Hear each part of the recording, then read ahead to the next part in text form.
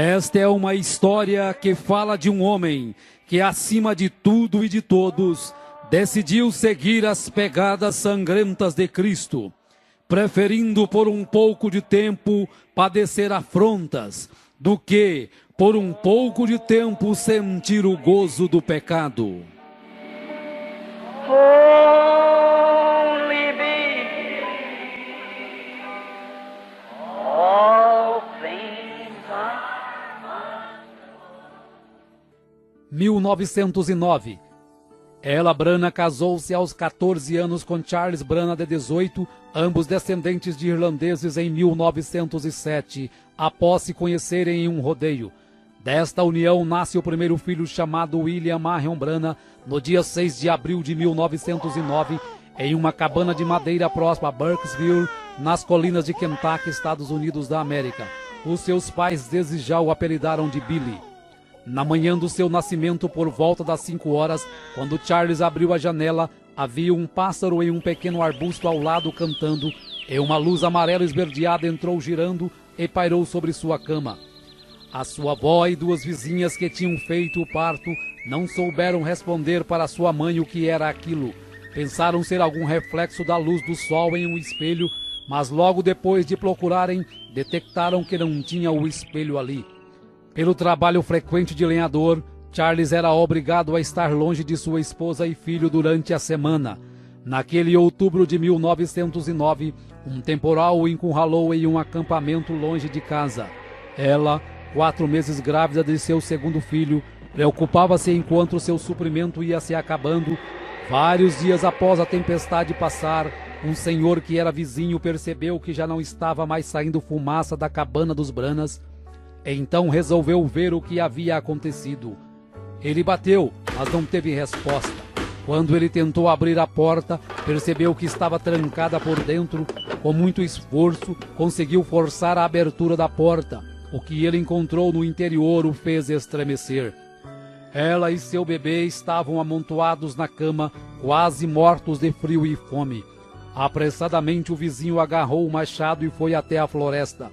Voltando com suficiente lenha para aquecer a cabana, sem encontrar comida, foi até sua casa e retornou com o máximo de mantimentos que podia carregar. E isto foi o que os manteve vivos até a chegada de Charles. 1910. Em março de 1910, Charles e Ella Branham tiveram seu segundo filho, Edward Branham. 1911. No início de 1911, Ella Branham deu à luz ao seu terceiro filho, que se chamou Henry Branham. No outono deste ano, Charles estava numa festa quando houve uma briga. Um robusto valentão chamado William Yarbrough derrubou um amigo de Charles no piso, pulou sobre ele, puxou sua faca e estava prestes a cravá-la em seu coração, quando Charles com uma faca lhe perfura o peito e o deixa sangrando, porém ainda vivo. E assim, no espaço de uma tarde, Charles Branham desapareceu, deixando sua esposa sozinha na mata para defender-se por si própria e a seus 3 bebês. Billy tinha 2 anos e meio, Edward tinha 1 ano e meio e Henry tinha apenas 6 meses. Nesta idade de 17 anos, Ella Branham percebeu que Charles havia deixado uma parte dele mesmo com ela. Ela estava grávida novamente. 1912.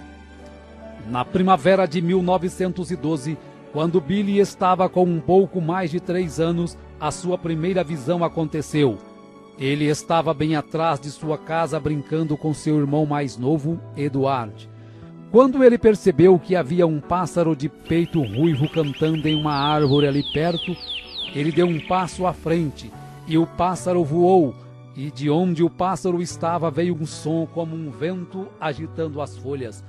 Então uma voz estrondou da árvore, uma voz humana muito clara, a qual disse: "Você viverá perto de uma cidade chamada New Albany." Billy, assustado, correu e contou para sua mãe e perguntou onde era este lugar. E sua mãe logo respondeu que era uma cidade indiana, cerca de 160 quilômetros de onde moravam. Porém, sua mãe não acreditou naquela história.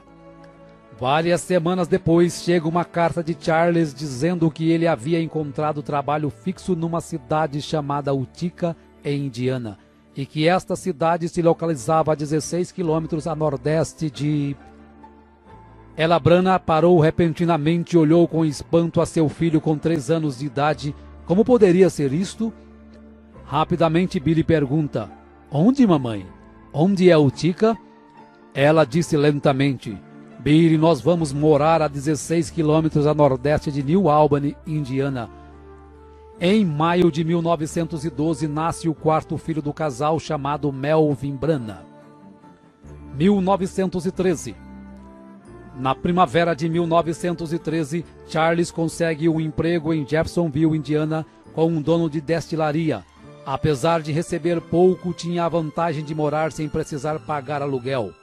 Sua cabana situava numa colina de frente para o rio Ohio e a aproximadamente 5 quilômetros de New Albany. 1914. Em maio de 1914, nasce o 5º filho do casal, chamado Edgar Lee Branagh. 1916. Em setembro de 1916, Billy, com 7 anos, e Eduardo, com 6, começaram a estudar na escola Utica Pike, que era uma típica escola rural de uma única sala. A senhora Temple seria a professora deles por muitos anos. O primeiro uniforme de Billy foi uma improvisação de um paletó que era de Charles, e ela, Branagh, o costurou e fez umas calças. Nesta época, Billy começou a perceber que sua família era pobre, pois todas as crianças se vestiam melhor e comiam sanduíches, doce ou bolo para a sobremesa, enquanto ele comia somente feijão e alguns dias não comia coisa alguma. Nesta época, apesar de gostar muito de pescar com seus colegas, Billy foi forçado a deixar a pesca e participar do plano de seu pai de fabricar o uísque escondido, pois naquele estado não era permitido o consumo de bebida alcoólica. Charles então fabricava escondido e vendia para alguns vizinhos sedentos de bebida. Numa tarde, quando Billy foi buscar água para seu pai fabricar o uísque, parou no meio do caminho para descansar à sombra de uma grande e prateada árvore de álamo.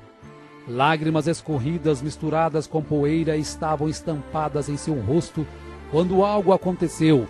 Aparentemente parecia ser apenas o barulho do vento soprando entre as folhas da árvore. Olhou para cima e as folhas não estavam em movimento. Tampouco havia sequer sinal de vento. Levantou-se, caminhou uma pequena distância, olhou novamente para cima. Então ouviu aquele ruído novamente e notou que bem no meio da árvore havia um redemoinho do tamanho de um barril agitando seus galhos. E o vento parecia estar soprando sobre as folhas de um lugar específico da árvore. E o barulho já estava bem mais forte. De repente, em meio deste redemoinho, uma voz estrondou da árvore, uma profunda e audível voz dizendo: Nunca fumes, nem bebas, nem de maneira alguma corrompa o seu corpo, porque tem uma obra para ti quando tiveres maior idade. Saiu correndo e contou para seus pais, e disse que nunca mais passaria por aquela árvore novamente, e ele nunca mais passou. 2 semanas mais tarde, Billy e Edward estavam brincando e subitamente ele sentiu algo estranho vir sobre ele. Então ele parou e sentou-se ao lado de uma árvore à margem do rio Ohio. Ele olhou para baixo em direção a Jeffersonville e viu uma ponte levantar-se da margem, peça por peça, em movimentos rápidos e atravessar o rio. Viu também que durante sua construção, parte da ponte caía, causando a morte de 16 homens, desaparecendo nas águas escuras. Novamente, quando ele conta a história para sua família, ninguém acredita, a não ser sua mãe, que começa a ligar os fatos desde o seu nascimento. 1917. 1917 foi um difícil ano para Billy na escola. Muito pobre, sem condições de uniforme digno, sem sapatos para usar. Um dia a professora ficou curiosa em saber por que Billy insistia em usar um casaco em um dia tão quente. Como ele não estava com camisa por baixo, disse que estava com frio. Então ela pediu que ele se sentasse próximo à lareira para aquecer, pois só podia estar doente. Gotas de suor formaram em sua fronte e escorriam por sua face. mas ele não contou o segredo para evitar risadinhas que já estavam sendo frequentes acerca de suas vestimentas. 1923.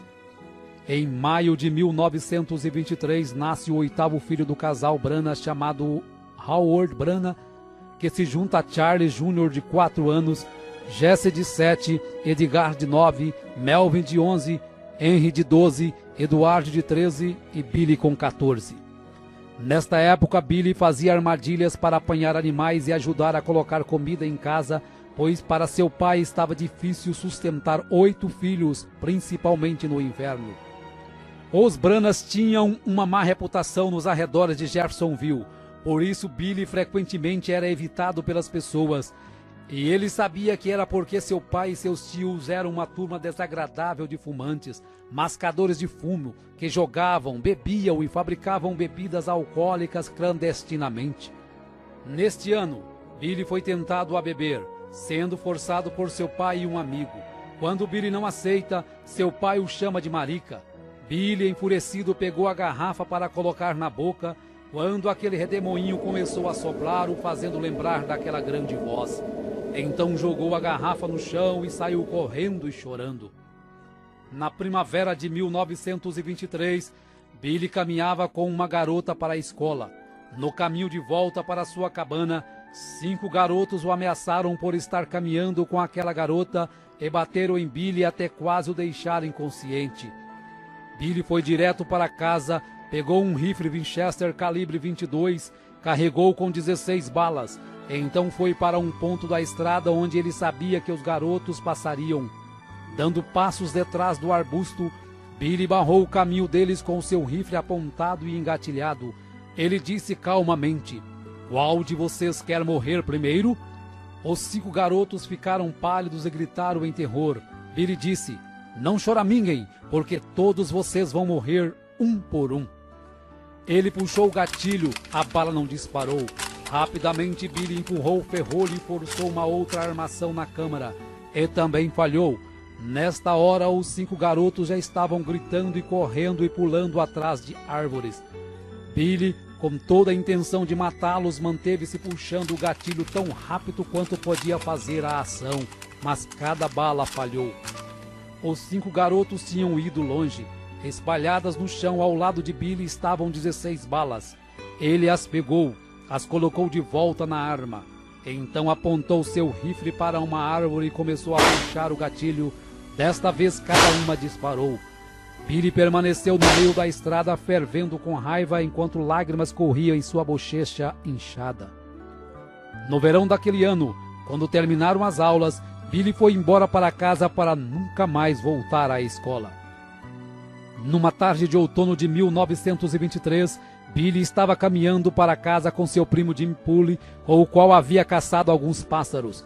De repente, um rifle de Jim disparou acidentalmente, explodindo nas pernas de Billy a queima-roupa. Então Billy caiu prostrado, gritando de dor. Jimmy caiu de joelhos e sussurrou: "Eu sinto muito, Billy." Então ele deu uma boa olhada nas pernas de seu amigo.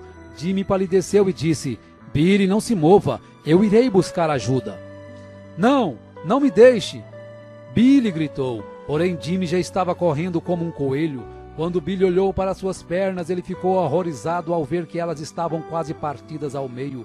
Ele baixou sua cabeça para trás e tremeu de medo. Então clamou: "Deus, tenha misericórdia de mim!"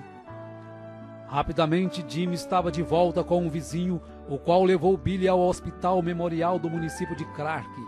Billy gritava em agonia enquanto as enfermeiras cortavam grandes pedaços de carne com tesouras e limpavam a abertura ferida o melhor que podiam. Se Billy perdesse muito sangue, poderia ser fatal. Após a cirurgia, Billy dormiu por 8 horas sob anestesia. Neste intervalo, algo aconteceu. Como um sonho, porém mais vívido do que um sonho. E nesta consciência ele percebeu que estava caindo através de pequenas nuvens em uma eternidade escura, afundando, afundando. Então, debilmente, já muito fraco, ele ouviu ruídos e gemidos. Assim que caía, o som aumentava até que estivesse todo ao redor dele. Gemidos e gruídos. Agora faces apareciam na escuridão, faces de mulheres, faces horrorosas com gangrenas de cor esverdeadas ao redor de seus olhos e bocas torcidas, gemendo. Billy clamou: ó Deus, tenha misericórdia de mim, tenha misericórdia. Se tu somente me permitires voltar e viver, eu prometo a ti que serei um bom garoto. E num instante ele estava de volta no quarto do hospital. Após 7 meses, as pernas de Billy não haviam melhorado. Então, na primavera de 1924, novamente é operado para retirar restos e chumbos que haviam ficado em sua perna, e desta vez a cirurgia foi um sucesso. Foi neste ano, numa de suas saídas para a floresta, que Billy descobriu a caverna de Greens Mill, onde ele se encontraria com Deus no futuro. 1926. Em meados de 1926, Billy conhece uma garota e, pensando ser diferente das outras, marca um encontro e saem para dar uma volta de carro. Parou em uma lanchonete para comprar sanduíches e, quando ele volta, encontra a garota fumando, a qual ele pensava ser uma boa moça e alguém cuja companhia seria mais apta a desfrutar. Para ele isso foi um choque. Ela o convida a fumar, porém quando ele não aceita, ela o chama de marica. Por isso ele pega o cigarro para fumar e o redemoinho novamente o impede de praticar aquilo que Deus o havia ordenado para não fazer. Nesta mesma época, quando caminhava com seu primo Jimmy, uma cigana o chama e diz que há uma luz que o segue. E explica que aquela luz é porque ele havia nascido sob um sinal muito profundo para uma chamada divina. Tais experiências permitiam que Billy soubesse que sua vida diferia das dos outros rapazes de mais formas do que apenas pobreza. 1927. Em agosto de 1927, nasce o 9º filho do casal, chamado James Branagh. Como sempre, Billy encontrou sua maior paz vagando pela floresta com seu cachorro Fritz do que saindo com garotas ou amigos. Um dia o Sr. Short, um xerife assistente local, envenenou a comida de Fritz. Billy ficou furioso. Charles o alcançou indo em direção ao posto policial com um rifle na mão, dizendo: eu vou matá-lo, papai. Charles tomou o rifle e o manteve longe dele. Billy retornou onde estava enterrado seu cachorro. Ajoelhou-se, tirou seu chapéu e disse que um dia mataria o xerife por tê-lo envenenado.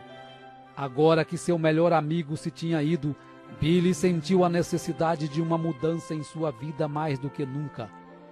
Mais tarde, naquele outono, conheceu um homem chamado Francisco que estava saindo para o oeste, a Phoenix, no Arizona.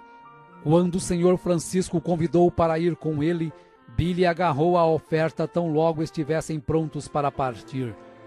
Billy disse à sua mãe que ele iria acampar por 1 ou 2 semanas. Daquela maneira ele poderia deixar a cidade sem que ela tentasse falar com ele para impedi-lo.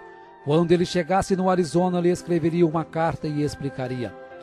Em setembro de 1927, com 19 anos, foi para o oeste, em Phoenix, no Arizona, para trabalhar em um rancho onde permaneceu por 1 ano e meio. 1929. No fundo de seu coração ele sentia que estava fugindo de Deus, pois estava sempre sentindo a sensação como se alguém caminhasse ao seu lado, tratando de dizer-lhe algo, especialmente quando estava a sós. Um dia recebeu uma carta de sua mãe avisando que seu irmão Eduardo estava muito doente, porém Billy não levou isto muito a sério. Após alguns dias, Billy recebe o telegrama que seu irmão Eduardo havia morrido na noite anterior. A notícia o atordoou, então olhou através do amarelo e queimado sol da pradaria, e lágrimas corriam pelo seu rosto. Ele lembrou em quão difícil a vida tinha sido para os 2 garotos, indo à escola sem roupas suficientes para vestir, sem livros escolares, papéis ou canetas, e às vezes sem comida para comer. Oh, se ele pudesse somente voltar e viver isto novamente! Porém, Eduardo tinha-se ido. Billy desejou saber se Eduardo estava pronto para encontrar-se com Deus. Então o pensamento o afetou. E quanto a ele mesmo? Estava ele pronto para encontrar-se com Deus? Billy voltou a Jeffersonville para o funeral. No encerramento de seu sermão, o reverendo McKinney pergunta se tem alguém que quer aceitar a Cristo naquela hora. Billy firmou-se em seu assento para não se levantar. Algo estranho estava puxando seu coração. O que quer que isto fosse, que estava fazendo ele miserável. Após o funeral, Billy permaneceu em Indiana. Logo ele conseguiu um trabalho em uma companhia de serviço público de Indiana. Em novembro de 1929, Ella Branagh deu à luz ao seu 10º e último filho, que finalmente foi uma menina e se chamou Dolores Branagh. Nesta época, Billy recebeu uma proposta extra de emprego, desta vez de ser guarda florestal do estado de Indiana, agarrando a proposta de imediato, pois ele ajudava no sustento da família Branagh com 11 pessoas em casa. Um dia, ao ser escalado para patrulhar o Parque Estadual de Henryville, dentro do ônibus, uma mulher astróloga disse quem ele era, o dia em que ele havia nascido, e que havia nascido sob um sinal como um dom para a humanidade. Termina dizendo que ele havia nascido para o Oeste. 1930. Após algum tempo, Billy sofre um acidente de moto em frente a um campo de treino de pugilistas. Então os homens o convidam para entrar e assistir a algumas lutas enquanto se recupera. A partir de então começa a tomar gosto pelo boxe e inicia os treinamentos com George Smith, que era então conhecido por 6 segundos, por derrotar um adversário no ringue em 6 segundos. Billy prosperou no ringue e, lutando como amador, nunca havia perdido uma luta. Depois de um ano de competições, ele se tornou um profissional e campeão de vários torneios. Até então ele pensava que era imbatível, até que lutou contra Bill Pritchard. Nesta luta, Billy foi tão massacrado que no intervalo do último round, orou a Deus que se ele permitisse que saísse vivo daquela luta, nunca mais lutaria. Depois daquela noite, Billy jamais subiu num ringue novamente. 1931. No outono de 1931, Billy, com 21 anos de idade, foi acometido de acidez estomacal devido ter se asfixiado com gás em seu trabalho em New Albany, ficando muito ruim. Seu estômago rejeitava quase tudo o que tentava comer. Então, após passar por especialistas em Louisville, Kentucky, os médicos disseram que era apendicite e que ele tinha que ser operado. Muito embora ele nunca tivesse sentido nenhum sintoma dessa enfermidade, permitiu que fizessem a cirurgia. Nervoso e assustado, ele queria alguém perto dele durante a operação que soubesse orar, sentia estar chegando ao fim de sua carreira. Embora não tivesse jamais bebido, fumado ou se corrompido de alguma forma, tinha a consciência de que não estava pronto para se encontrar com Deus. Após a cirurgia, deitado e completamente consciente, Billy sentiu seu pulso se tornar mais fraco a cada minuto. Foi quando o quarto do hospital começou a escurecer como se fosse um grande bosque. Ele podia ver o vento soprando entre as folhas. Ele começou a ter a sua terceira visão. As folhas que ele escutava eram as mesmas que sopravam naquela árvore de álamo naquele dia.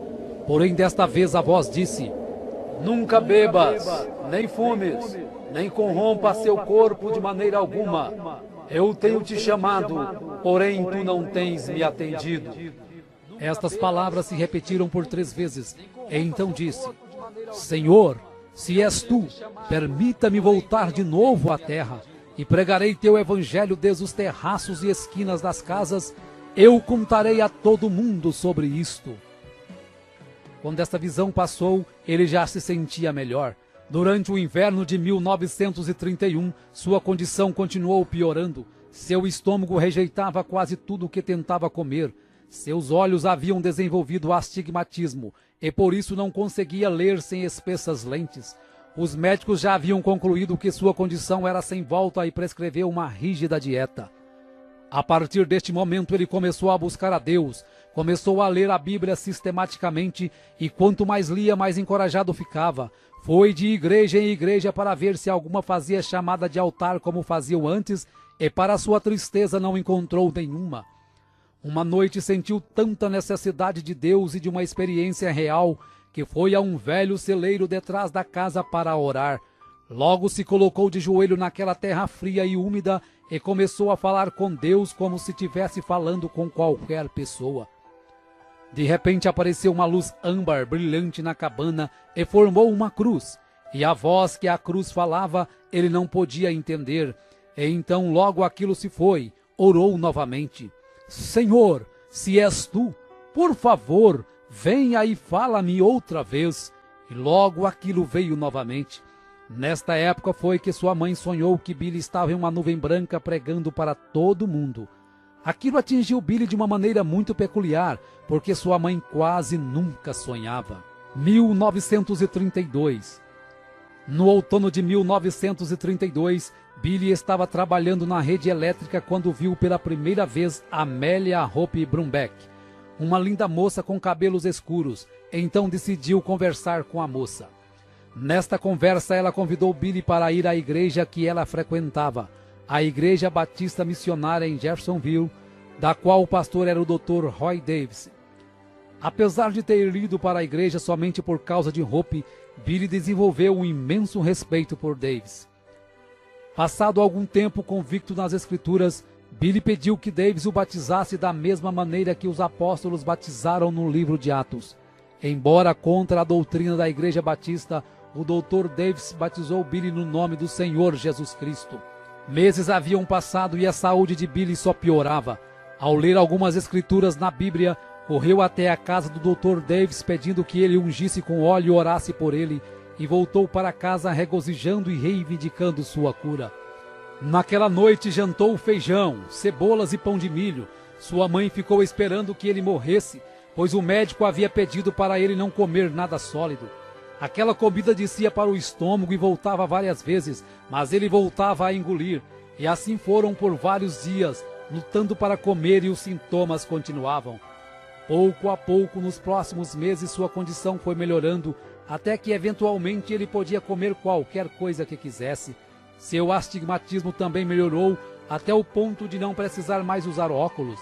Ele vibrou de alegria e sua confiança na promessa de Deus aumentou. Próximo ao Natal de 1932, William Branham, com 23 anos de idade, é ordenado como um ministro do Evangelho de Jesus Cristo pelo Dr. Roy Davis. Logo depois de seu chamado ao ministério, começou a trabalhar em New Albany no setor público de saneamento. Um dia, quando estava numa casa vazia, ajoelhou e teve a visão de um senhor de cor chamado Sr. Merrill, de 65 anos, deitado numa cama de hospital, todo quebrado por ter sido atropelado. Ao contar a visão para um amigo, este o conduziu ao hospital, que estava um homem semelhante ao que Billy retratou. Chegando lá, Billy se apresentou e orou pelo homem, e de repente, milagrosamente, contra a vontade das enfermeiras e dos parentes, o Sr. Merrill se levanta e sai andando do hospital no mesmo instante, exatamente como a visão havia lhe mostrado. Numa outra visão, Billy viu uma mulher que há 17 anos não podia andar. Então Deus o encaminhou até a casa desta mulher, e quando Billy orou por ela, no mesmo momento ela se levantou de sua cama e andou. Billy foi para casa entusiasmado e contente sobre estas maravilhosas visões que estavam sendo precedidas de tais milagres. 1933. Durante 24 anos, Billy havia vagado sem objetivo algum através de sua própria solidão espiritual. Agora, pela primeira vez na sua vida, estava comendo alimento verdadeiro carregado de nutrição espiritual. No início de 1933, pregou seu primeiro sermão na Igreja Batista. Nesta época, Billy batizou sua mãe com 39 anos em nome do Senhor Jesus Cristo. Uma noite após toda a sua família estar dormindo, Billy saiu para orar e teve a visão de um homem celestial com vestes brancas. Ao contar a visão ao Dr. Davis e ao reverendo McKinney, eles aconselharam que Billy se afastasse disso, pois era obra do inimigo. Porém, Billy continuava tendo as visões e havia tomado com seriedade o novo ministério, pregava em todos os lugares que passava. Uma das primeiras pessoas que guiou a Cristo foi o Sr. Short, o oficial que tinha envenenado ao Fritz, seu cachorro de caçada. Billy pregou na Igreja Batista por apenas 3 meses, até que um desacordo por não concordar com o Dr. Davis em ordenar mulheres para o púlpito o forçou a se desligar da Igreja Batista. Tão logo alugou um salão maçônico para as reuniões, as pessoas começaram a se converter e já o consideravam como seu pastor. Em junho de 1933, alugou uma tenda de circo para uma campanha de avivamento em Jeffersonville. No domingo antes de começar a campanha, Billy recebe as 7 visões do que aconteceria com o mundo nos próximos anos. Inspirado por estas visões, Billy pregou com grande aflição nas noites da campanha, e isto fez com que cada dia as pessoas lotassem mais a tenda, ao ponto que numa escola dominical, Billy pregou para aproximadamente 1000 pessoas. Ao terminar, fez o apelo para quem queria render sua alma a Cristo e ser batizado. Era 11 de junho de 1933. William Branham deixou a tenda rumo ao rio Ohio com mais de 1000 pessoas o seguindo. Destas, 200 pessoas para serem batizadas. Quando o irmão Branham batizava a 17ª pessoa, uma bola de fogo desceu sobre sua cabeça e dela uma voz familiar saiu. Assim como João Batista foi enviado como precursor da minha primeira vinda, tua mensagem precursará a minha segunda vinda. Margie, uma professora de escola dominical conhecida do irmão Branham, estava por ali em seu bote à margem do rio, usando apenas roupas sumárias. O irmão Branham pediu que ela se retirasse, porém ela começou a ridicularizar o batismo até quando viu a luz celestial e, num desespero, caiu de costas e bateu a cabeça, ficando demente para o resto da vida. Após a campanha, o salão maçônico alugado já não suportava mais a quantidade de pessoas que frequentavam as reuniões.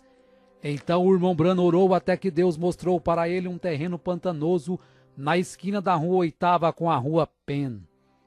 Em julho de 1933, os alicerces foram levantados e a pedra angular colocada, juntamente com um tambor, com moedas, lembranças, petições e a folha da Bíblia do irmão Branham em 2 Timóteo 4, de acordo com o que o anjo mandara ler. Em setembro de 1933 é finalizada a construção do tabernáculo Branham. Mesmo tendo sua congregação, o irmão Branham continuou frequentando a Igreja Batista para escutar o Dr. Davis e principalmente para ver Hope. 1934. Após alguns meses de timidez, tentativas e mais tentativas, Billy havia encontrado na sogra uma barreira para o seu casamento. Porém, no Sr. Charles, seu sogro, ele encontrou todo o apoio para realizar o seu sonho de se casar. Billy e Hope, enfim, se tornaram noivos e após alguns meses se casaram no dia 22 de junho de 1934. Ele com 25 anos e ela com 21. 1935. No dia 13 de setembro de 1935, nasce o primeiro filho do casal, chamado Billy Paul. E em outubro deste mesmo ano, se cumpre a primeira das 7 visões. Mussolini invade a Etiópia. Alguns dias depois, o irmão Branham se sente atraído pelos pentecostais ao assistir um de seus cultos. 1936. Em junho de 1936, quando regressava de uma pescaria, ao atravessar o rio Mishawaka, viu uma grande multidão que se reunia para os cultos. Foi aí então o seu primeiro relacionamento com os pentecostais. Eles estavam se reunindo ali para uma convenção. Eram pessoas bem expressivas. Tudo isso era novo para ele, pois não sabia que classe de pessoas era aquela. No culto da noite se apresentou como evangelista William Branham. Quanto mais aquele povo pregava, mais ele sentia que talvez havia algo nisso. Decidiu então ficar para o culto do dia seguinte. No outro dia, ao acabar de chegar, ele é convidado para trazer a mensagem da parte da manhã. Com muita timidez começa a pregar, e quando se vê está no pátio de fora com os pastores o convidando para avivamentos em vários lugares do país, pois estavam todos emocionados com sua mensagem. Ao avisar a mãe de Hope desta missão, ela o censura dizendo que são um monte de lixo e que ela não permitiria sua filha com tais pessoas. Deste modo, o irmão Branham ignora o primeiro chamado de Deus para um evangelismo a nível nacional para dar ouvidos à sua sogra. Em 27 de outubro de 1936, nasce Sharon Rose, a segunda filha do irmão Branham com Hope. Este nascimento para William Branham foi o último raio de felicidade a tocá-lo durante muitos anos, apesar de não saber. Em novembro deste ano, as escuras nuvens para William Branham começam a acumular-se. Primeiro morre sua cunhada, em seguida Charles Jr., seu irmão é morto em um acidente automobilístico. Seu pai sofre um ataque do coração em 30 de novembro de 1936 vindo morrer dias depois nos braços de William Branham. Felizmente se converte nos últimos instantes da vida. 1937. Chuvas torrenciais começaram a cair sobre Jeffersonville. Hope havia pegado uma forte pneumonia. As águas chegaram a quase 7 metros de altura na rua Spring, conforme William Branham havia visto na visão. Muitas pessoas morreram durante e após a enchente, dentre elas Hope no dia 24 de julho de 1937 e sua filha Sharon Rose no dia seguinte com apenas 8 meses de vida. Ele sentiu-se responsável por estas mortes. Seguiu aí um tempo duro e traiçoeiro de sua vida, e Satanás começou a trabalhar em sua mente. Mas ele soube vencer o inimigo dizendo: Senhor, tu as destes para mim, e tu as tomastes. Bendito seja o nome do Senhor. Se tu tomares a mim, ainda te amarei. A sua viuvez causava-lhe grande sofrimento. Sentia que a vida não tinha nada a lhe oferecer.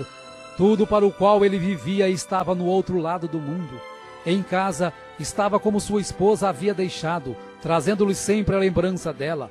Porém, ele reconheceu que foi a vontade de Deus, pois ele tinha um plano em sua vida, e todos esses sofrimentos e tragédias pela qual ele passou, foi um propósito de Deus de lhe trazer ao lugar onde ele pudesse usá-lo.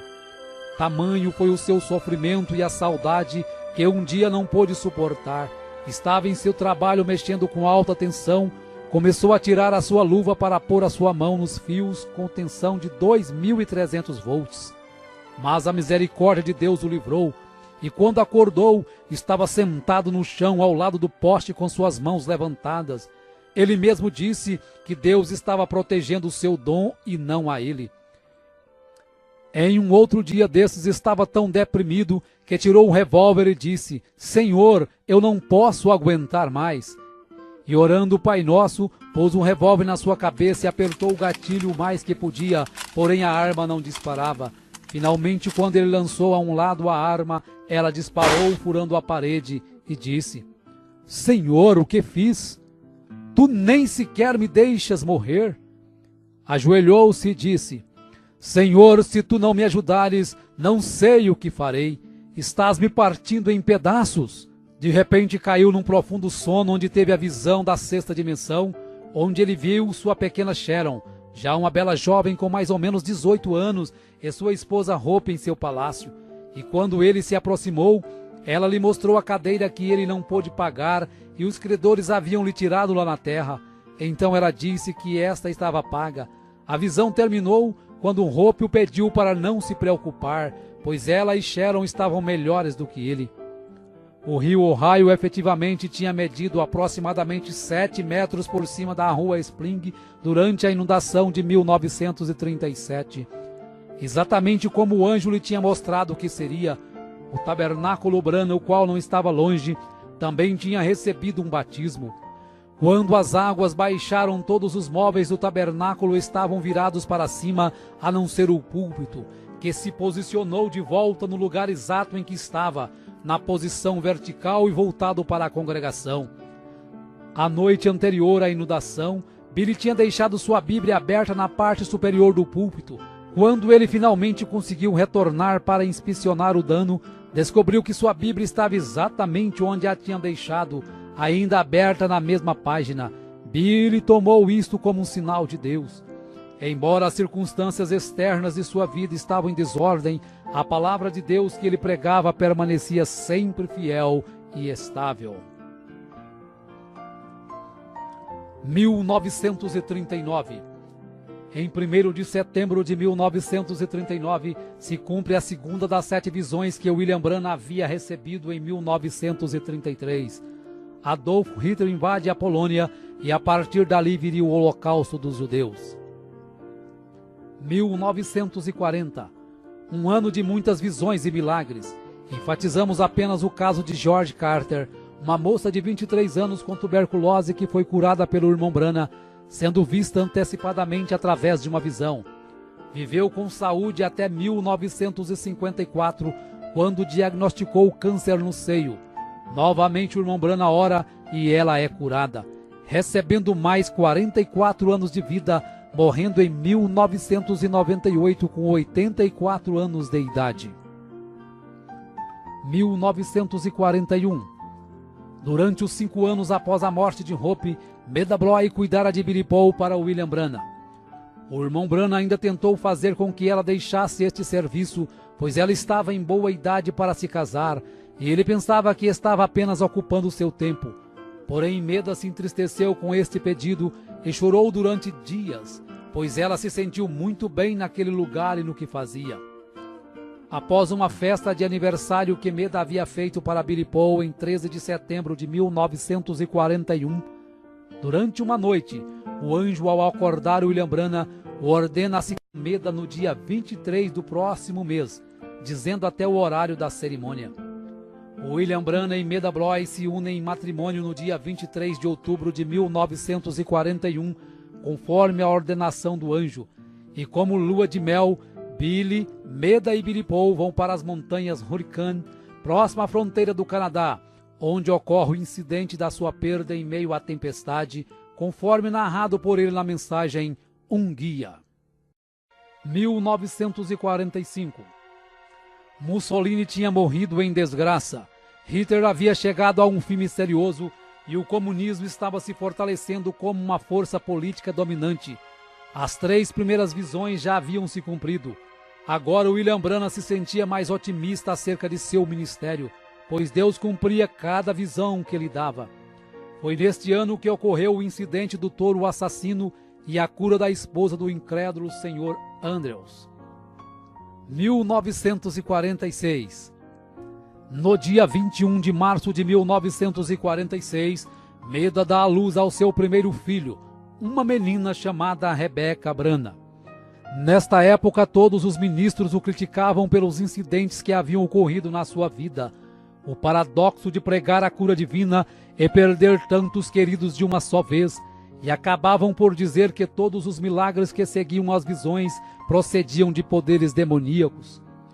Isto deixou William Branagh muito deprimido e já estava começando a crer que tudo o que acontecia com ele era obra do inimigo.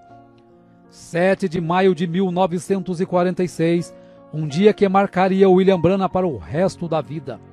Em meio a um grande desespero, William Branagh deixa $17 para Meda se sustentar e vai para a caverna Greensmill, o lugar onde ele fazia contato direto com Deus, e diz para Meda que não voltaria enquanto Deus não o tirasse desta opressão. Após muito clamar a Deus, um anjo lhe aparece e o comissiona dizendo que Deus irá enviá-lo para levar ao mundo um dom de cura.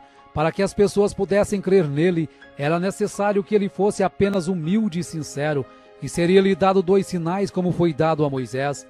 O primeiro seria que, ao pegar na mão direita do enfermo com a sua mão esquerda, poderia detectar a presença de alguma enfermidade.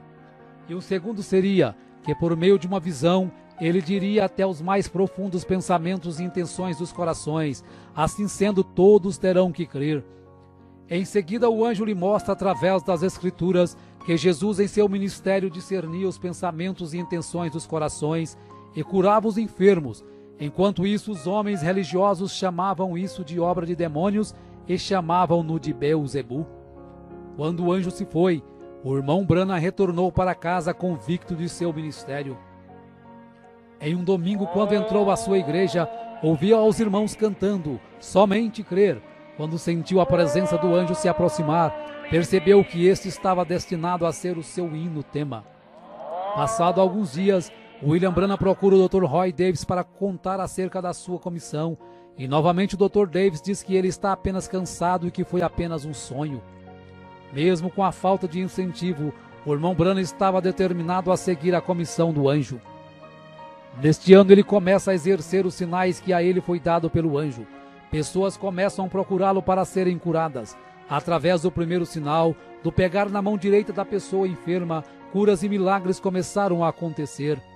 Um dia, o pai de uma criança curada por William Branagh o convida para uma semana de avivamento e cura em St. Louis. E durante as reuniões em St. Louis, o irmão Branagh fazia a chamada de altar para as pessoas que estivessem enfermas recebessem a oração da cura. No término da semana, os ministros de St. Louis estavam perplexos ao verem tantos prisioneiros serem libertos, câncer desaparecer, tuberculose sumir, surdos ouvirem, cegos verem, aleijados andarem, e por isso pediu para que o irmão Branham ficasse mais uma semana.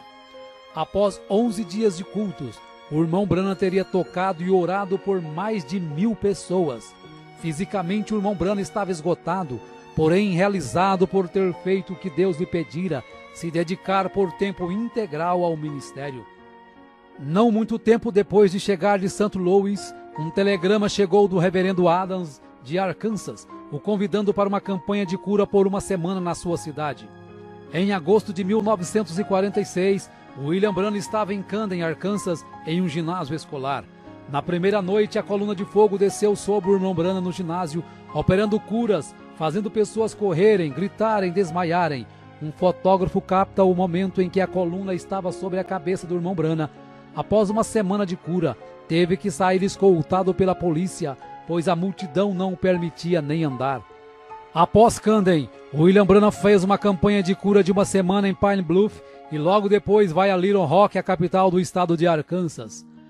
Do verão até o outono de 1946, William Branham pregou através de Arkansas sem parar, sem tempo para descanso. Eram comuns reuniões acabarem às 3 horas da manhã, e após os cultos, quando o irmão Branham exausto começava a cochilar, o telefone tocava, e do outro lado da linha uma pessoa enferma precisando de oração, e mesmo a quilômetros de distância dali, o irmão Branham nunca desprezou nenhum pedido de oração, indo até o enfermo e fazendo a oração da cura.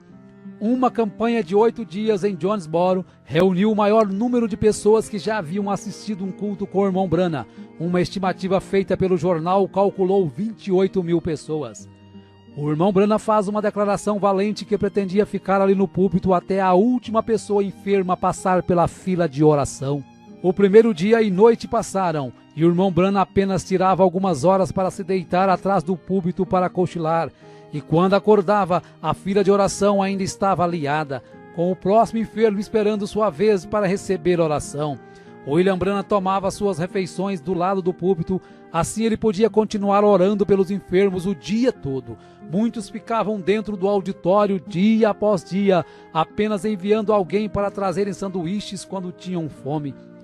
Após 8 dias e noites orando, o irmão Branham se encontrava tão exausto, tanto física quanto mentalmente, que ao se deitar não conseguia adormecer. A fila de oração continuava crescendo cada dia mais, e já estava maior do que quando começou no primeiro dia, porém ele não conseguia continuar ali nem mais uma hora. Após 3 meses de campanha, William Branham volta para casa com 9 quilos a menos.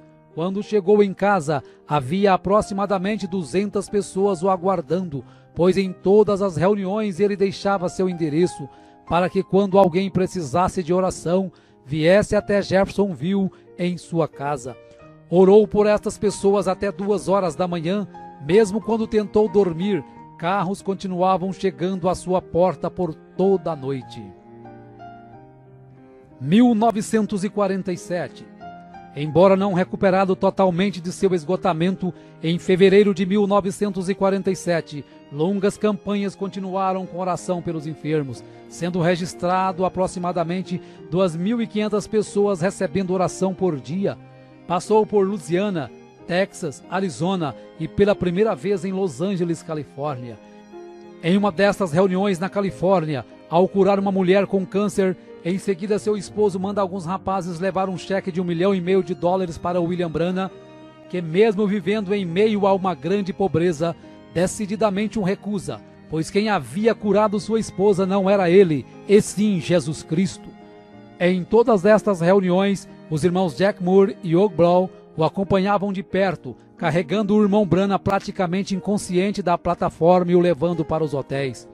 Jack Moore estava exuberante com esse ministério fenomenal, então viaja para convidar Gord Lindsay, um editor de uma revista, para presenciar também tamanhos milagres.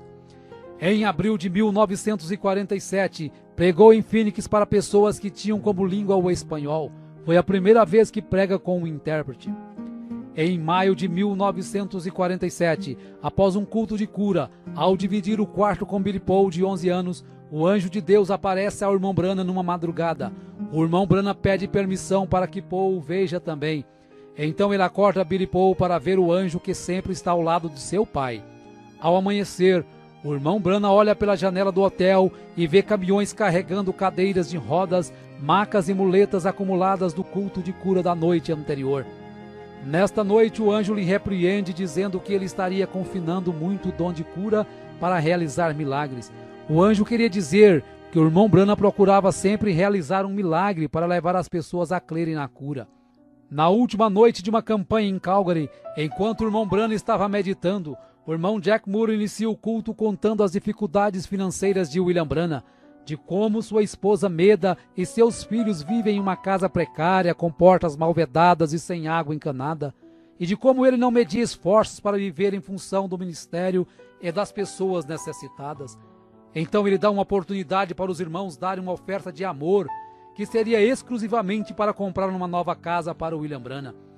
Quando o irmão Jack Moore vai entregar o valor arrecadado para William Branham, ele ainda rejeita, mas pela insistência e não ser possível mais devolver o dinheiro, relutantemente ele aceitou a oferta. 1948. Em janeiro de 1948, quando o irmão Branham estava indo para uma campanha na Califórnia, recebe a visão de um menino sendo ressuscitado e pede para que todos anotem esta visão na página branca da Bíblia, pois não sabia quando nem onde aconteceria. Nesta campanha ele fica conhecendo Fred Bosworth, pregador de cura divina há 40 anos, agora com 71 anos de idade, e este passa a ser o coordenador de suas campanhas. Novamente, William Branham é testado por Deus através de um cheque de $25.000 que um homem que teve sua esposa curada lhe oferecera. Porém, novamente, o irmão Branham o recusa instantaneamente e o rasga na frente do doador. A saúde do irmão Branham cada dia se agravava mais.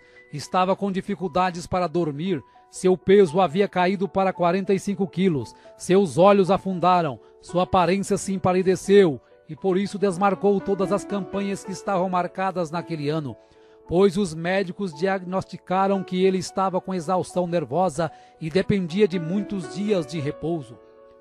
Ele começou a perceber que não podia fazer como estava fazendo, com longas filas de oração até a madrugada ou virando noites. E assim como o sogro de Moisés o aconselhou a dividir as tarefas, o irmão Branham se maravilhou ao ver na revista de Gordon Lindsay que vários homens já estavam conduzindo campanhas de cura divina através dos Estados Unidos e Canadá, tais como William Freeman, Oral Roberts, Jack Coy, Tommy Osborne. E o que mais o entusiasmou foi saber que o seu próprio ministério foi o que havia influenciado estes homens de uma maneira direta ou indireta. Ele estava então disposto a não continuar jogando toda a carga para cima de si, mas fazer somente o que seu físico permitisse. Percebeu ainda através de uma visão que de 7 em 7 anos de sua vida aquela condição nervosa voltava e afetava o seu estômago. Porém, passado alguns dias, quando estava na varanda de sua casa, o anjo visita e diz que ele está curado daquela acidez no estômago. Após William Branham ter melhorado e ganhado 6 quilos, Aaron Buster e Fred Bosworth, como administradores das campanhas, começam a analisar as falhas cometidas no passado, como reuniões de cura divina terminar nas altas horas das madrugadas, fazendo com que o irmão Branham chegasse a um nível crítico de cansaço físico e mental. Decidiram então limitar o número de pessoas nas filas de oração e, para selecionar as pessoas, concordarem em usar os cartões de oração numerados, que deveriam ser entregues antes de começar os cultos. Desta forma, os administradores podiam monitorar sua força e encerrar o culto assim que eles sentissem que William Branham já tinha orado o suficiente. Em 14 de maio de 1948, Israel se declara uma nação independente, e o irmão Branham rapidamente associa esse fato com a figueira brotando descrita em Lucas 21. 1949. No dia 24 de julho de 1949, o curso da história cristã para William Branham mudaria para sempre. Quando estava pregando para 10.000 pessoas, ele tinha chamado a fila de oração, enquanto os oficiais reuniam 15 pessoas em ordem numérica. Quando chegou a primeira irmã para receber a oração, o irmão Branham já não fez como sempre havia feito nos cultos de cura, segurando a mão direita da pessoa enferma, mas simplesmente começou a ter visões de episódios que haviam acontecido e que aconteceriam com aquela pessoa. A partir de então, ele percebeu que o segundo sinal que o anjo havia lhe dado estava começando a entrar em evidência, que era ver até os segredos mais profundos do coração. Algumas pessoas criam na visão e outras pensavam que era telepatia ou algo arranjado. Numa campanha em Windsor, com aproximadamente 8.000 pessoas, no final da fila de oração, um jovem sem enfermidade tenta desmascarar o irmão Branham. Diz que tem tuberculose e que quer ser curado.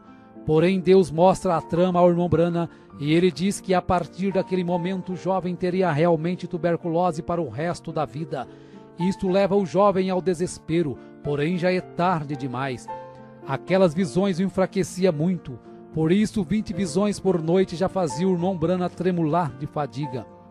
Milhares de cartas chegavam de vários lugares com pedidos de oração.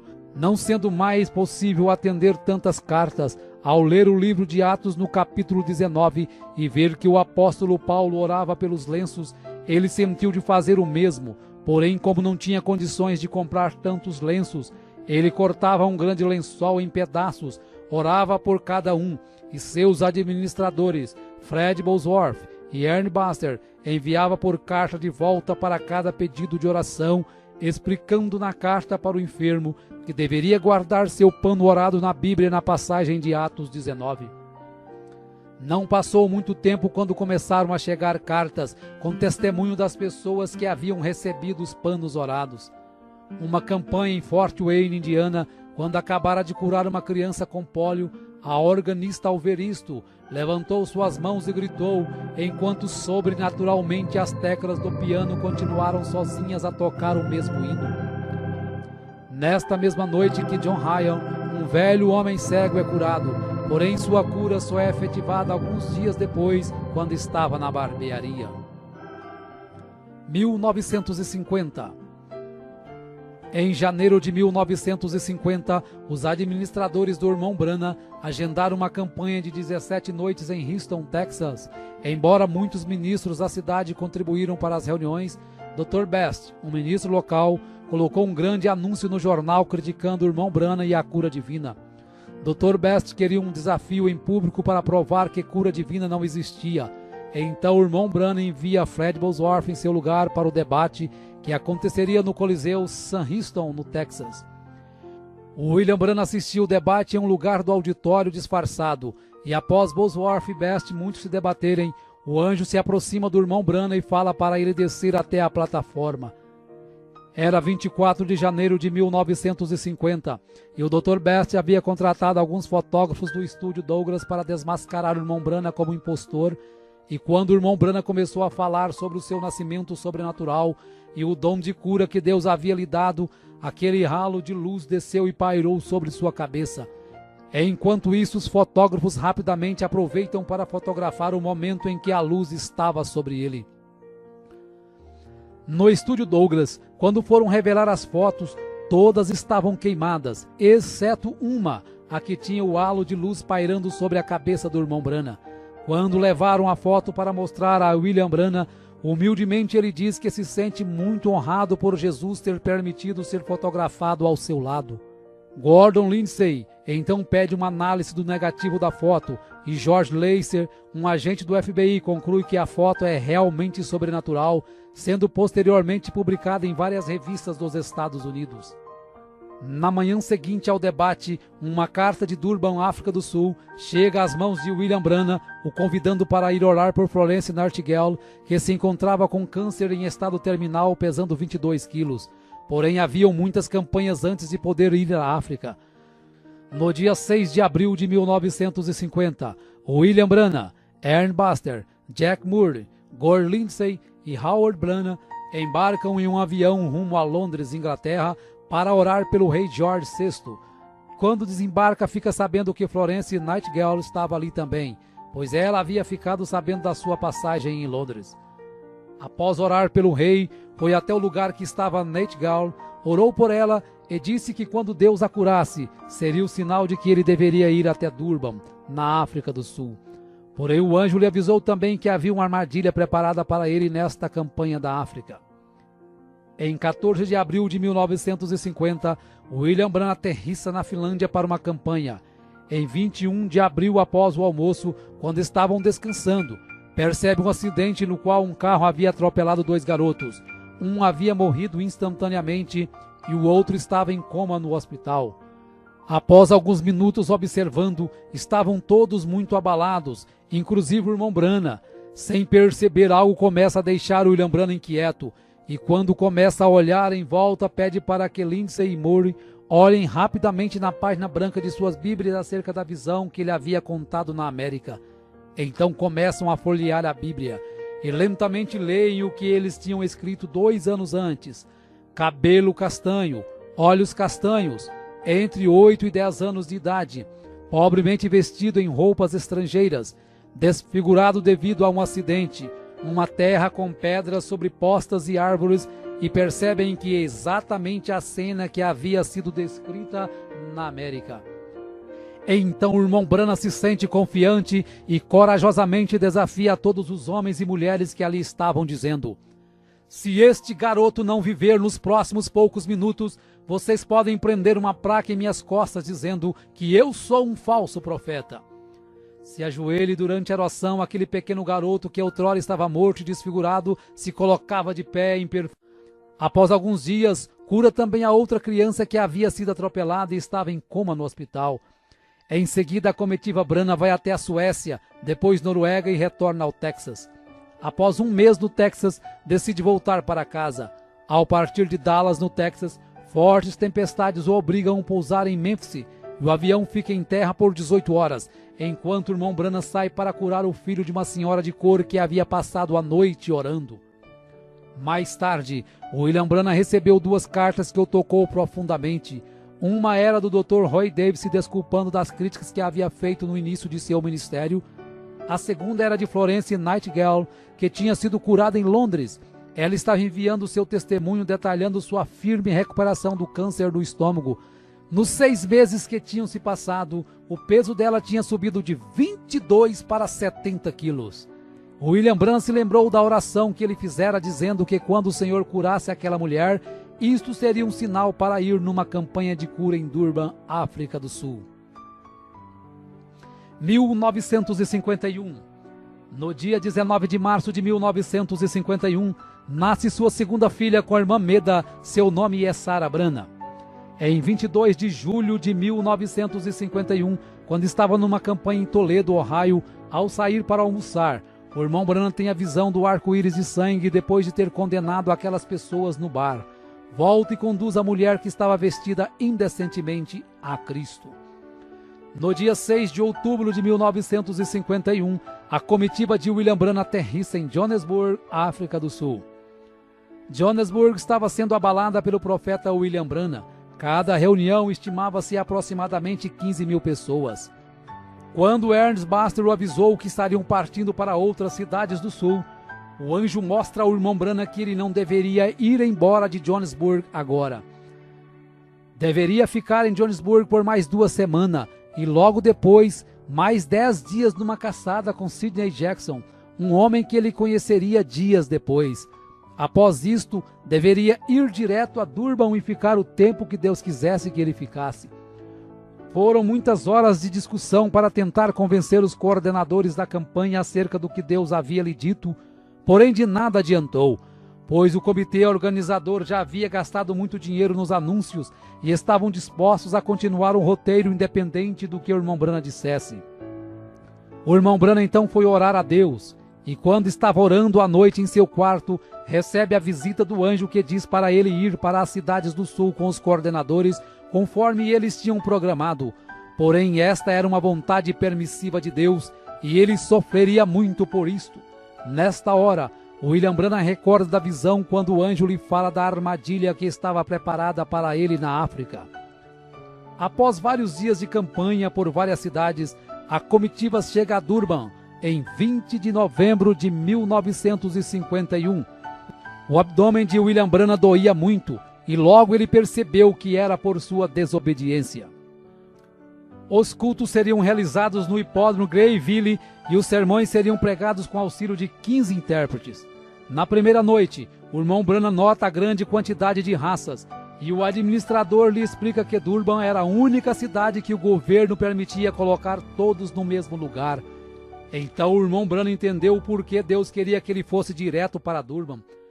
O profeta continua sentindo fortes dores no abdômen, mesmo quando estava orando e os enfermos sendo curados.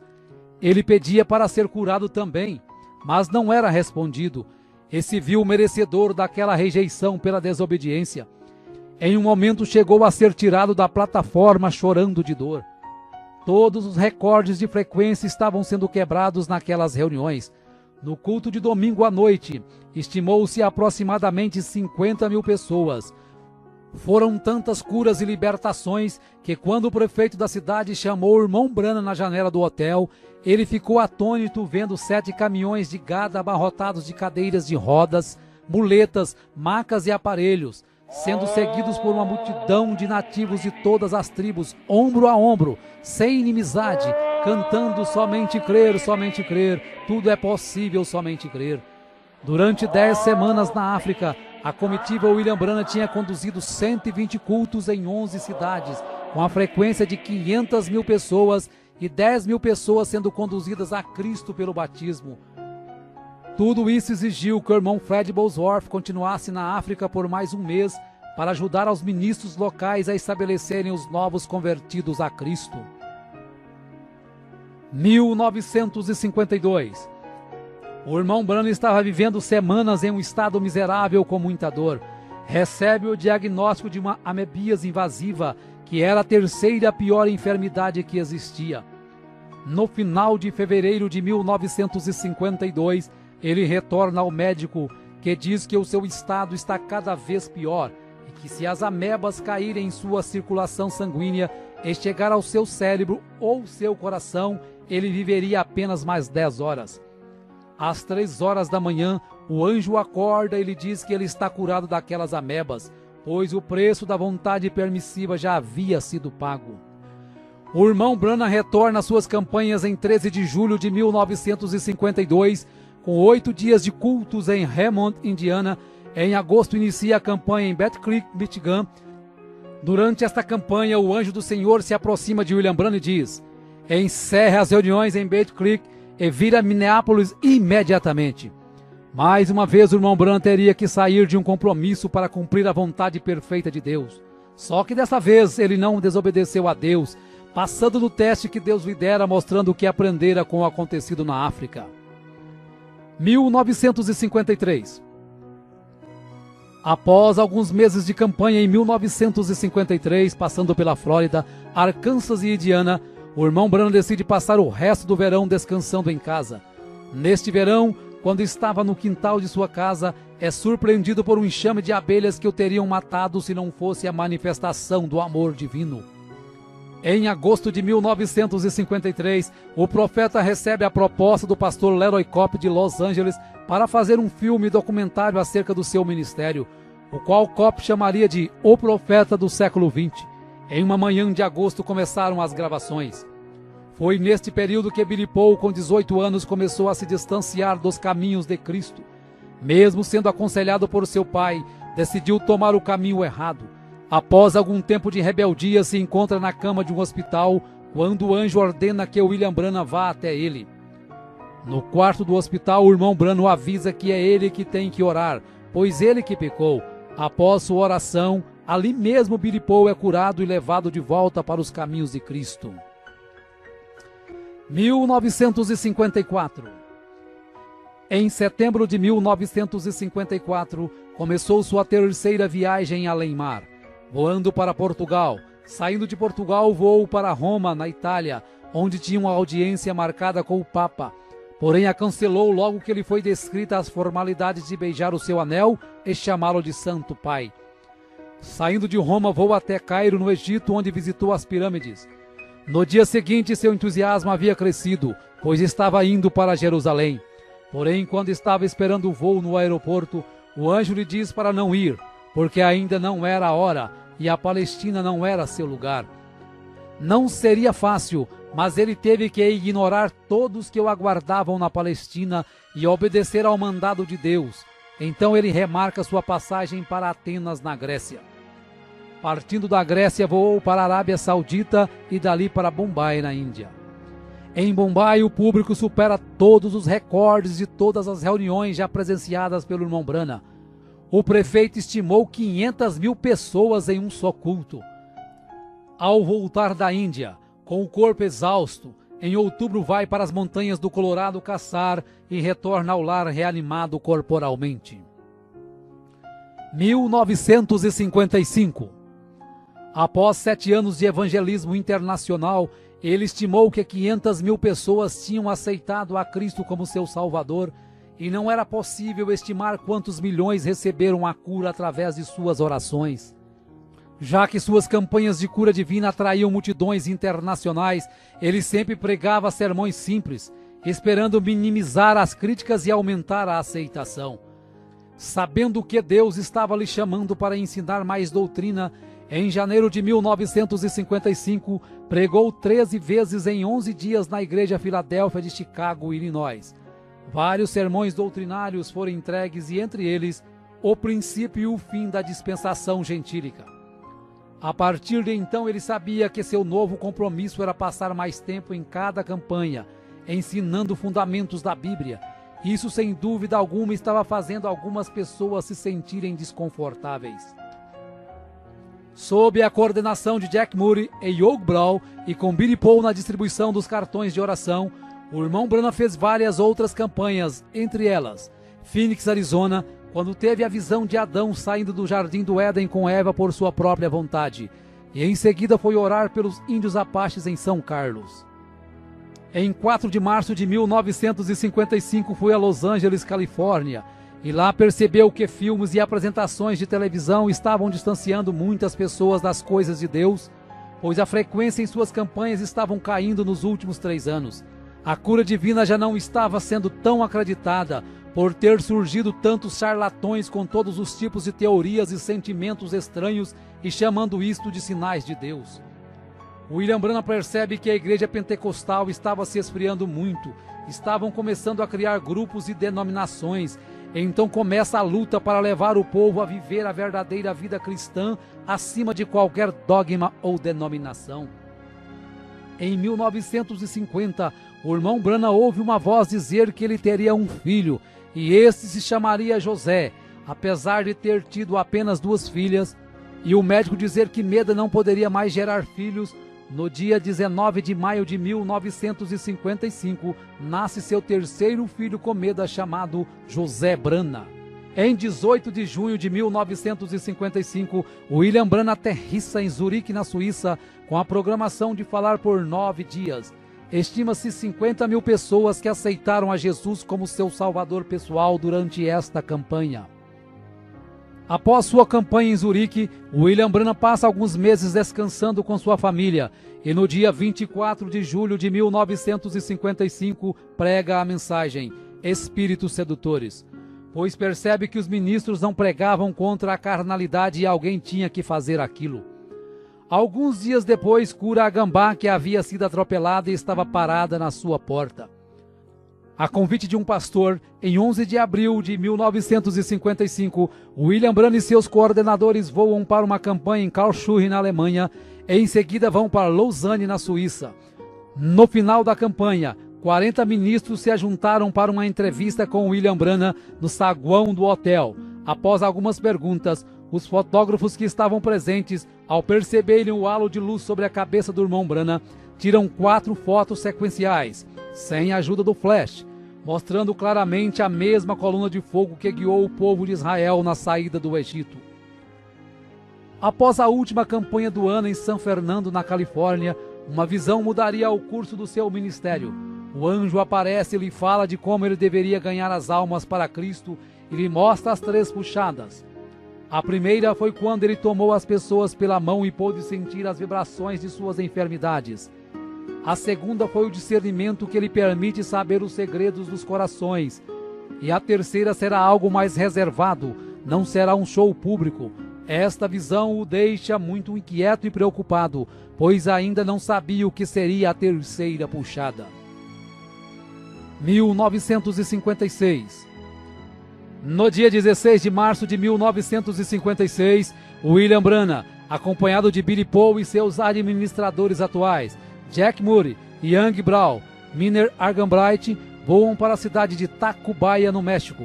25 mil pessoas lotavam o estádio de futebol em um dia chuvoso, quando uma mãe mexicana com um filho morto nos braços, desesperada, força todas as barreiras humanas para conseguir chegar à plataforma.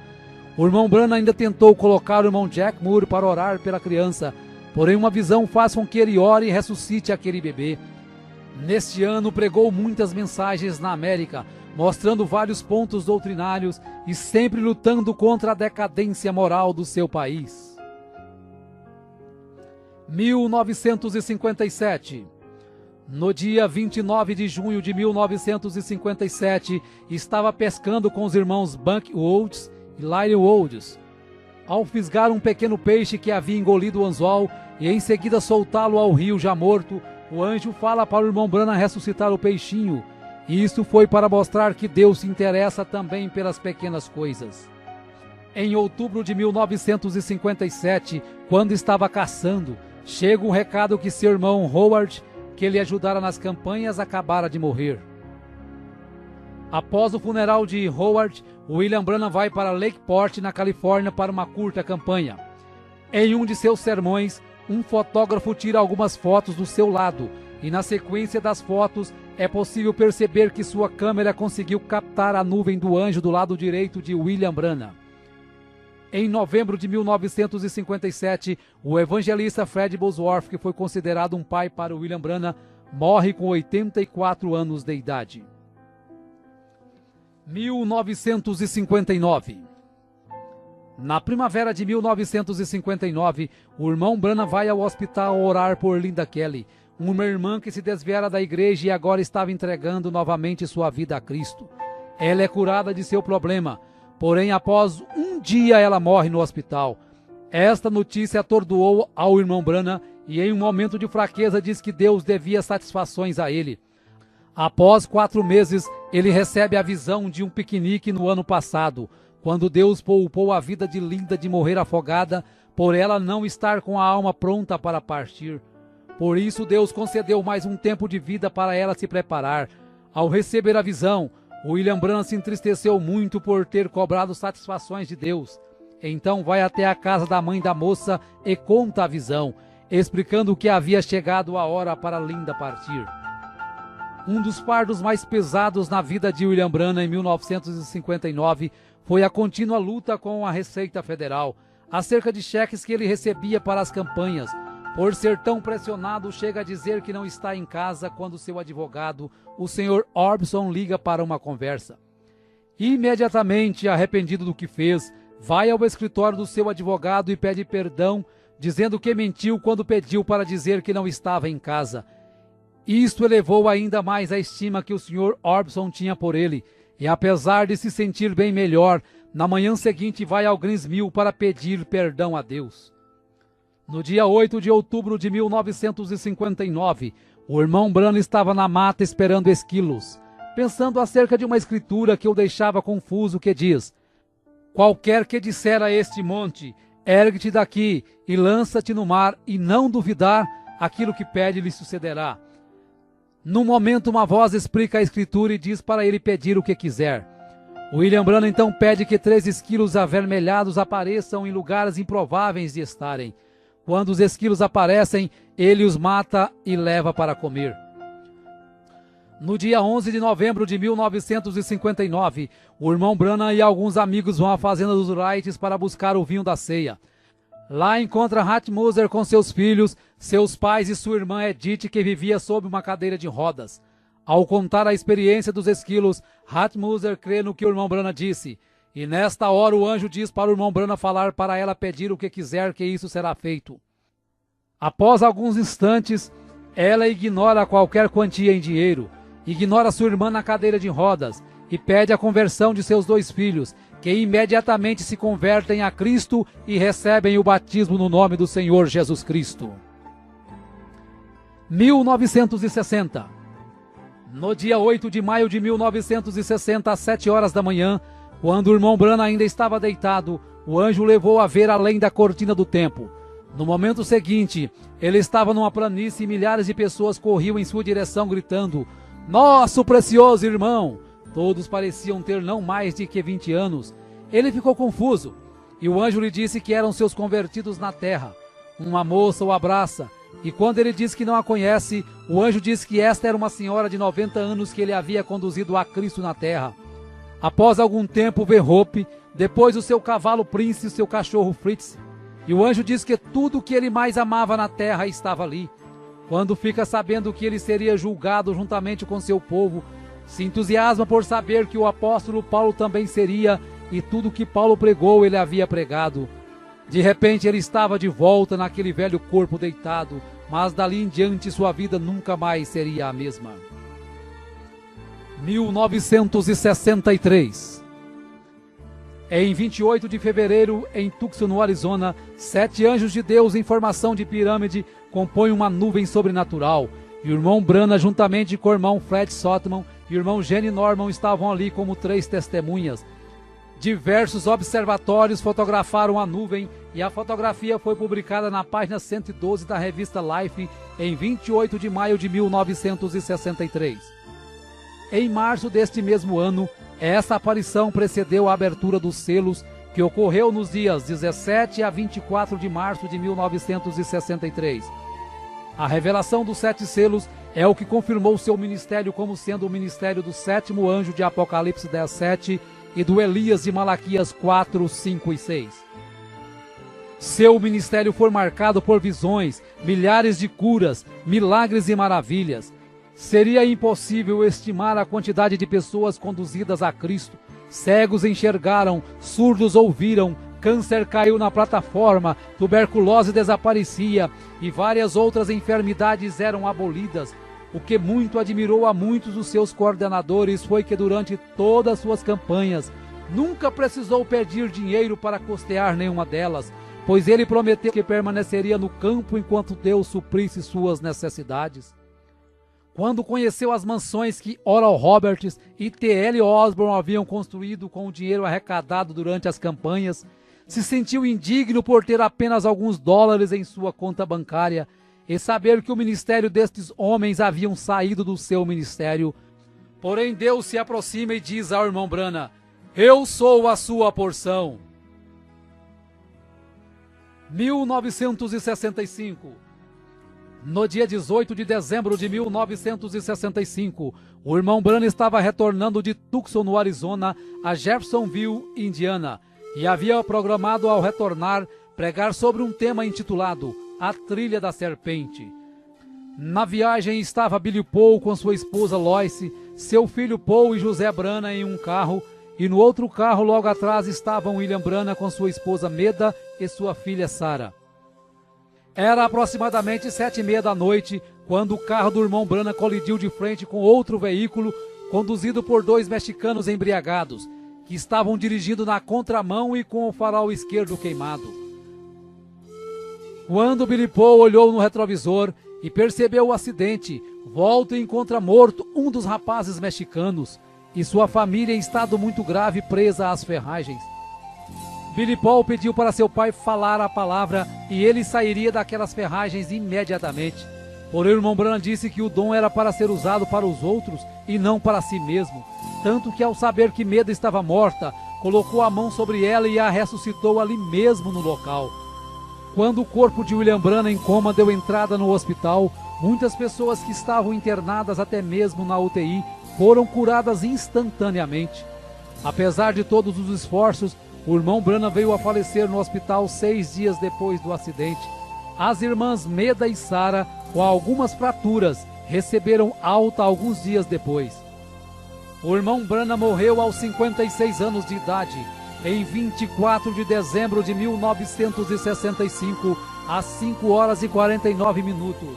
E como era o seu desejo, Billy Paul, juntamente com os irmãos que estavam ali no hospital na hora da notícia do seu falecimento, tiraram os chapéus e cantaram a estrofe do hino: somente crer, tudo é possível somente crer.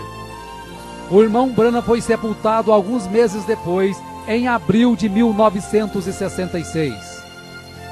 Porém, sua morte não pôs fim a seu ministério, e hoje, 100 anos após o seu nascimento, nós podemos dizer que muito em breve estaremos estreitando sua mão e diremos juntos: nosso precioso irmão, obrigado pelo seu esforço, pela sua renúncia, por seu ministério. Estamos unidos hoje para estarmos juntos amanhã. 2009, 6 de abril de 2009. Ainda ressoa a voz de Deus através da mensagem do profeta William Marion Branham. Por enquanto estaremos nos reunindo e pregando esta mensagem a todos os povos e nações. Até nos encontrarmos com Jesus.